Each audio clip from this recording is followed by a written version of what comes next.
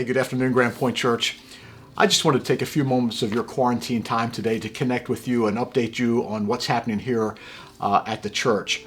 First of all, you need to know that I am so encouraged to hear stories about how you are making the best of this time. I know some of you have kids at home and maybe the days are getting a little bit long, but some of the stories that are coming out are just beautiful of how you're redeeming this time. I wish I could give you a big picture synthesis today of everything that's happening, but like with all of our short-term and long-term plans as a church, but I really can't do that right now. Any plan right now needs to be a living document with a time-stamped current view because things are changing so rapidly. So the bottom line is it's impossible for me to disseminate a clear, decisive, and informed plan when there's so much uncertainty around us. There's a Chinese proverb that I once heard that's oftentimes used for leadership, and it goes like this. It says, "A great general will make his commands in the morning, but then change them in the evening." In other words, if I were to promise you today that we will be meeting on Easter Sunday, I might have to change those plans tomorrow. And the reason I bring that up as an illustration is because some of you are already starting to make the phone calls about Easter. Are we going to be meeting in April? Are we going to be meeting for Easter services? I can't tell you right now, but I will just ask you if you could please just wait. I promise you we will communicate when those decisions are being made. Now, I know that a lot of you like to plan ahead. You like to know what's coming. We all do. But in this moment of uncertainty, if you could just maybe hold some of those phone calls, we promise we will communicate in various ways. Our disposition as a church right now is to defer to the CDC and to our government. We don't want to get ahead of them, but we don't want to lag behind either. We believe that is why God gave us governing officials, and we're going to listen to them. We're going to follow their suggestions and their mandates. So just to let you know, the Grand Point Church staff members are working from home right now. The exceptions are Tony and Robin are having some office hours here at the church. So that simply means that if there is an emergency that you need to call, a question that you have, you can call the church office, and someone will be here to answer that, and then we'll defer those calls to the appropriate people as well.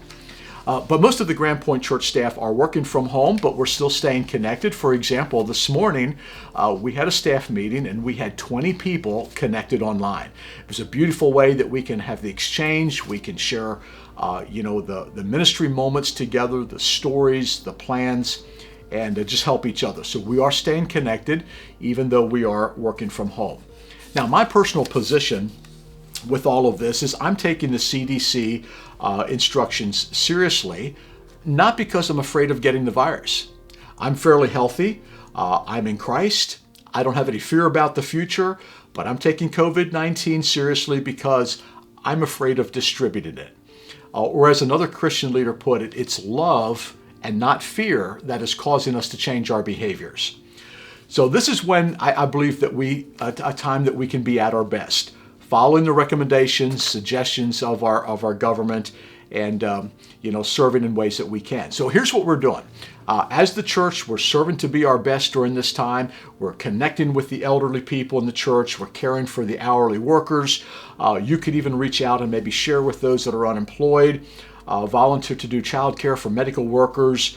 But here's the thing that I know all of you can do, and that is make phone calls. We believe that if every church member makes at least 2 phone calls a day, just 2 phone calls a day, we'll be more connected than when we were meeting together. We're encouraging our staff to do that as well, making those phone calls, those personal notes of encouragement, and I believe in this way we can be the church perhaps even better than we were before. With this whole situation being something new, you need to know that our message has not changed. The gospel message is still the most important message that we can share. And when you make those phone calls, you're going to be contacting people that have some fears.